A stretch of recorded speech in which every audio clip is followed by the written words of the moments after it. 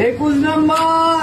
আজকে নর্থ কলকাতার কিছু খ্যাতনামা আর লোকচক্ষুর আড়ালে থাকা ফুড ডেস্টিনেশন ঘুরে দেখব। চেনা রাস্তায় অচেনা স্বাদ। চলো শুরু করি নর্থ কলকাতা সিরিজের এপিসোড 1। শুরুতেই যাওয়া যাক লালটু কেবিনে। এখানকার ক্রিস্পি ওয়ান্টন ফ্রাই পুরো কলকাতায় বেশ পপুলার। বাইরে ক্রিস্পি আর ভেতরে মোটামুটি চিকেন। ঝাল ঝাল চাটনির সাথে টেস্টে তো সত্যি দারুণ ছিল। তারপর যেটা খেলাম সেটা আসলে একটু আলাদা। অ্যালুমিনিয়াম ফয়েলে মোড়া, ভেতরে মশলা দিয়ে মাখানো ফিশ বা চিকেন, যেটা রান্না হয় সম্পূর্ণ স্টিমে। খেতে বেশ টেস্টি আর হেলদি তো অবশ্যই, তবে বিকেল বিকেল না গেলে এই জিনিসটা কিন্তু মিস করবেই।